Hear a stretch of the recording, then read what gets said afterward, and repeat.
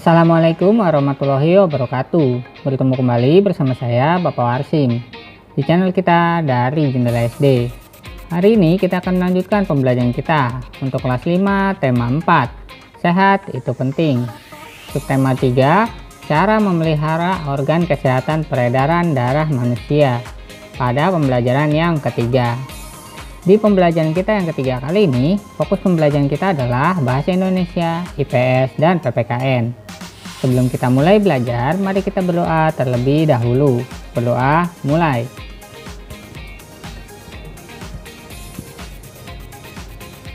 Berdoa selesai. Oh ya, jangan lupa tekan dulu tombol subscribe dan aktifkan loncengnya, supaya kamu tidak ketinggalan update video dari channel ini. Baiklah, mari kita ikuti pembelajaran berikut ini. Dayu membacakan pantun buatannya di depan kelas. Pantun Dayu jenis pantun jenaka. Dayu berhasil membuat tertawa teman-temannya melalui pantunnya. Artinya, Dayu berhasil menyampaikan amanat dari pantun itu. Apa makna amanat pantun? Pagi ini, Dayu dan teman satu kelasnya sedang mengikuti pelajaran tentang pantun. Ibu guru menjelaskan cara pembuatan pantun.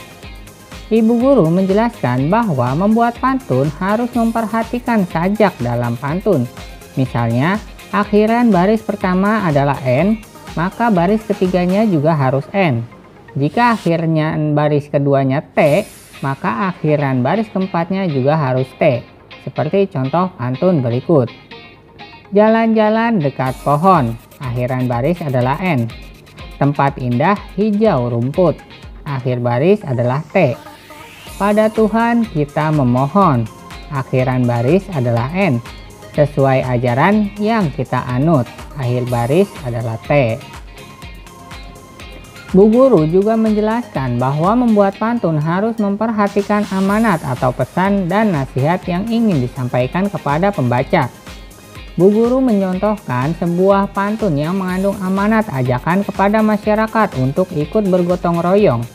Berikut contoh pantunnya. Siang-siang makan buah dondong, rasa takut melihat besarnya ular. Mari kita melakukan gotong royong agar pekerjaan cepat kelar. Gotong royong merupakan salah satu jenis tanggung jawab warga masyarakat. Apa sebenarnya gotong royong itu? Mengapa gotong royong menjadi tanggung jawab warga masyarakat? Ayo mengamati. Contoh bentuk kegiatan gotong royong berdasarkan gambar di atas. Buatlah kesimpulan tentang pengertian gotong royong, unsur-unsur gotong royong, dan manfaat gotong royong. Ayo menulis. 1. Gotong royong adalah, maka alternatif jawaban yang bisa kamu berikan adalah bentuk kerjasama antara sejumlah orang atau warga masyarakat dalam kehidupan sosial dalam menyelesaikan sesuatu atau pekerjaan tertentu yang dianggap berguna untuk kepentingan bersama. 2. Unsur-unsur gotong royong meliputi, maka alternatif jawaban yang bisa kamu berikan adalah yang pertama, usaha atau kegiatan kerja bersama. Yang kedua, setiap partisipan berpartisipasi menurut kemampuan masing-masing. Yang ketiga, berdasarkan keikhlasan dan sukarela. Yang keempat, tanpa pamrih atau tanpa harapan balas jasa. Dan yang kelima, kerja atau usaha tersebut bermanfaat bagi kepentingan bersama. 3. Manfaat gotong royong adalah, maka alternatif jawaban yang bisa kamu berikan adalah meringankan beban waktu dan biaya, kemudian meningkatkan rasa kekeluargaan dengan sesama, lalu menambah kokohnya rasa persatuan dan kesatuan, serta menumbuhkan sikap sukarela dan tolong-menolong. Ayo membaca. Gotong royong memiliki arti penting dalam memperkokoh persatuan dan kesatuan, serta meningkatkan solidaritas dan rasa kekeluargaan dengan sesama. Oleh karena itu, gotong royong menjadi tanggung jawab semua warga masyarakat. Apa makna tanggung jawab warga masyarakat itu? Pada dasarnya, setiap orang tidak bisa hidup sendiri tanpa pertolongan orang lain. Sejak dalam kandungan sampai mati, setiap orang membutuhkan pertolongan orang lain.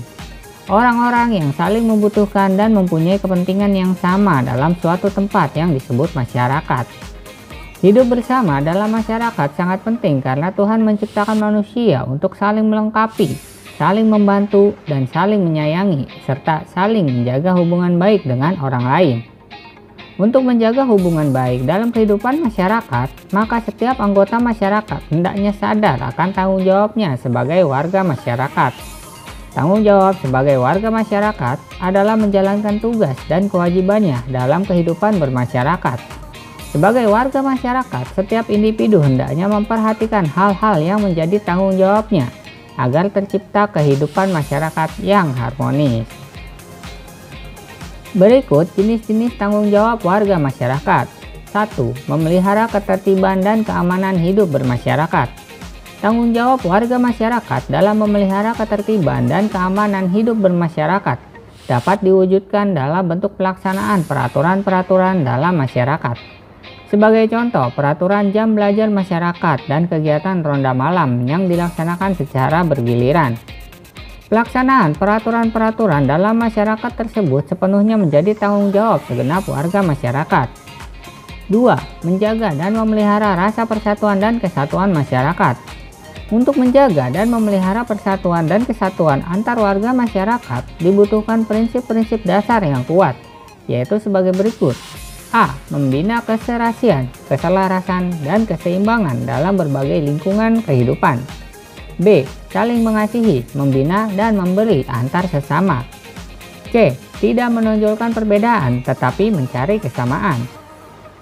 Dengan prinsip di atas, kamu hendaknya bisa menunjukkan perilaku yang mencerminkan sikap menjaga dan memelihara rasa persatuan dan kesatuan antar warga masyarakat, yaitu seperti berikut. A. Hidup rukun dengan semangat kekeluargaan antar warga masyarakat. B.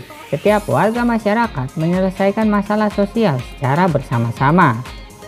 C. Bergaul dengan sesama warga masyarakat dengan tidak membeda-bedakan suku, agama, ras, ataupun aliran.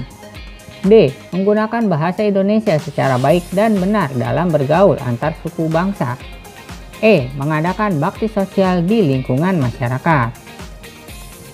3. Meningkatkan rasa solidaritas sosial terhadap sesama anggota masyarakat. Rasa solidaritas sosial terhadap sesama anggota masyarakat mutlak diperlukan dalam mewujudkan keharmonisan hidup bermasyarakat. Rasa solidaritas sosial mengandung prinsip saling membantu, saling peduli, saling bekerja sama, dan saling berbagi dalam mendukung pembangunan masyarakat setempat, baik secara keuangan maupun tenaga.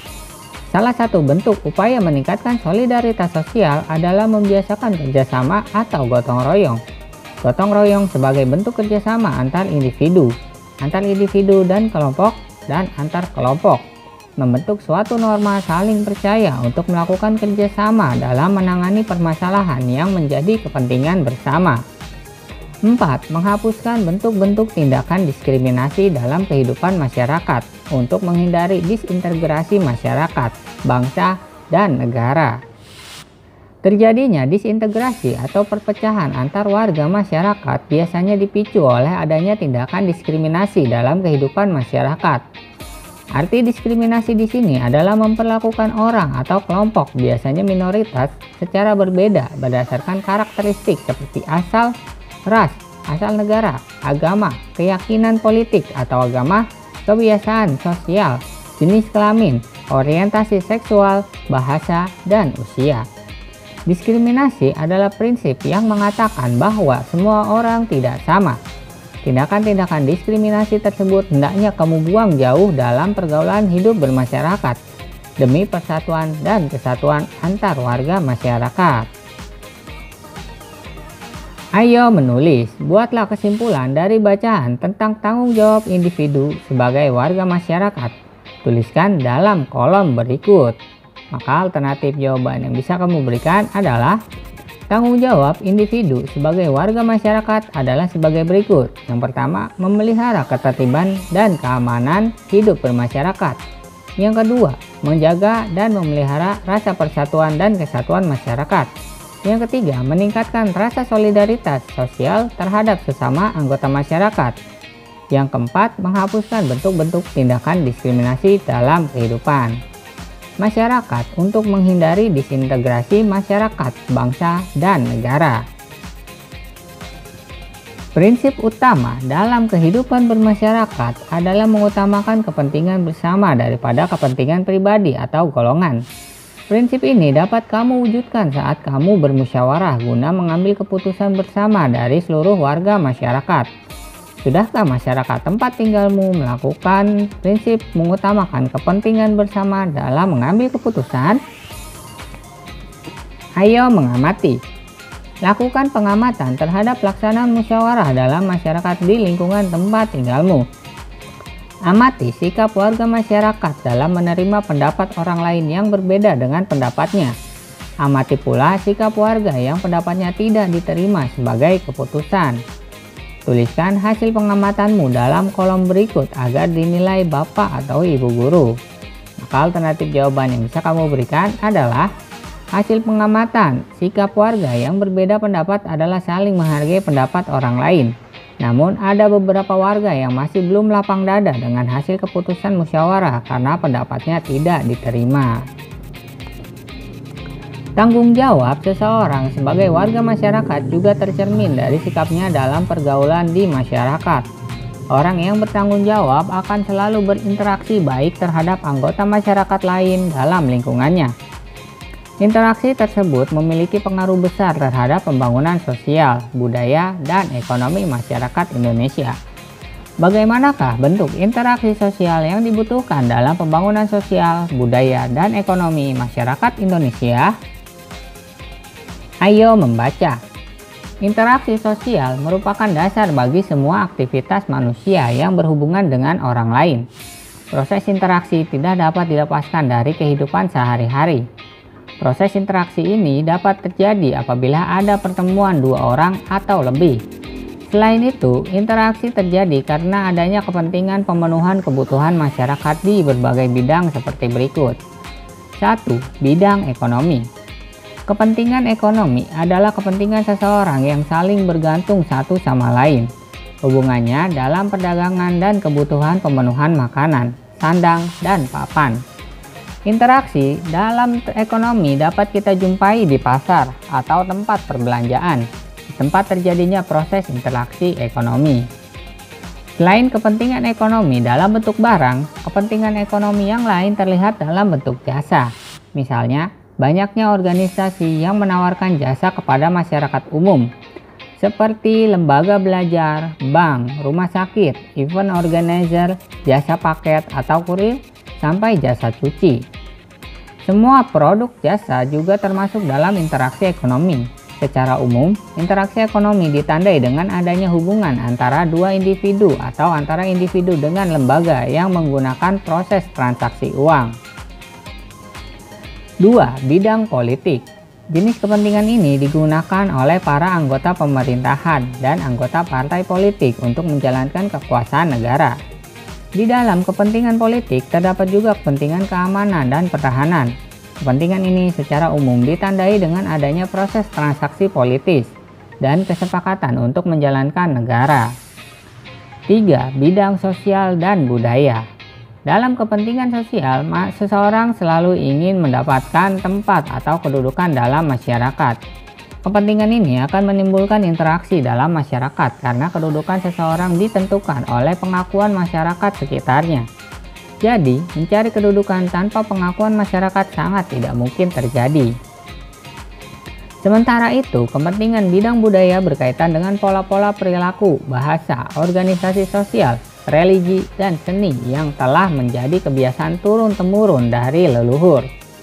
Warga masyarakat yang saling berinteraksi tidak menutup kemungkinan akan ikut berinteraksi pula dalam bidang budaya sehingga terjadi pengaruh budaya yang satu ke budaya yang lain. 4. Bidang moral. Kepentingan moral berarti kepentingan yang berangkat dari keprihatinan akan rendahnya situasi moralitas masyarakat di wilayah tertentu. Situasi yang demikian menggugah para pemerhati sosial untuk menggalang kegiatan moral agar mutu masyarakat meningkat. Contoh kepentingan moral yaitu syiar agama, pelatihan keterampilan masyarakat, dan pembinaan masyarakat oleh pemerintah. Tujuannya agar kesadaran masyarakat di wilayah tersebut timbul untuk maju bersama dengan masyarakat di wilayah lain dalam membangun bangsa. Gotong royong memiliki arti penting dalam memperkokoh persatuan dan kesatuan serta meningkatkan solidaritas dan rasa kekeluargaan dengan sesama. Oleh karena itu, gotong royong menjadi tanggung jawab setiap warga masyarakat. Interaksi dalam berbagai bidang tersebut secara otomatis akan memengaruhi pembangunan di bidang-bidang yang bersangkutan, baik ekonomi, politik, sosial budaya, maupun moral. Tentu saja yang diharapkan interaksi tersebut dapat membawa pembangunan yang bersifat kemajuan daripada kemunduran. Berdasarkan bacaan di atas, interaksi untuk memenuhi bidang apa yang pernah kamu lakukan? Sebagai contoh, kamu pernah ikut dalam kegiatan gotong royong di sekitar tempat tinggalmu. Dengan demikian, kamu telah melakukan interaksi untuk memenuhi bidang moral. Ayo menulis. Cobalah tuliskan bentuk interaksimu dalam kolom berikut. Di sana terdapat kolom ya. Baiklah, mari kita coba lengkapi. Contoh, bentuk integrasi yang pernah saya lakukan di bidang ekonomi bisa membeli buku dan alat tulis sekolah di toko, lalu ada juga membeli jajanan di kantin sekolah, membeli sayuran di warung, bersama teman menjual barang di koperasi sekolah, serta membeli baju di toko pakaian. Kemudian untuk bidang politik, ikut memilih ketua dan wakil ketua kelas, melihat pemilihan ketua RW, melihat pemilu presiden dan pileg, ikut memilih ketua dan wakil ketua kelas, menyaksikan pemilihan kepala desa. Pada bidang sosial dan budaya, menonton pertunjukan tari dari daerah lain, ikut kerja bakti membersihkan lingkungan, mempelajari tarian daerah Jawa Barat, berteman dengan teman beda suku, menyanyikan lagu dari daerah lain. Dan yang terakhir di bidang moral, ikut mengaji di musola dekat rumah, mengikuti pelajaran agama di sekolah, mengikuti penyuluhan tentang hidup sehat, mengikuti penyuluhan tentang wajib belajar, dan mendengarkan ceramah tentang ajaran agama. Selesai menjelaskan tentang amanat pantun, Bu Guru menutup pertemuan dengan memberikan pesan kepada peserta didik untuk berhati-hati saat pulang sekolah. Bu Guru berpesan kepada peserta didik yang bersepeda seperti Siti agar tidak mengayuh sepeda dalam kecepatan tinggi karena jalanan ramai kendaraan besar. Baiklah, cukup sekian video pembelajaran hari ini dari Bapak. Like jika kalian suka videonya, dislike jika tidak suka, serta jangan lupa share kepada teman-teman kalian yang kelas 5 SD. Supaya mereka lebih mudah dalam memahami pembelajaran yang sama. Tuliskan juga komentar kalian pada kolom komentar di bawah sebagai bentuk dukungan kepada channel ini. Subscribe channel ini supaya terus berkembang dan memberikan informasi yang bermanfaat serta informatif kepada kalian. Kurang lebihnya Bapak mohon maaf. Bapak akhiri. Terima kasih. Wassalamualaikum warahmatullahi wabarakatuh.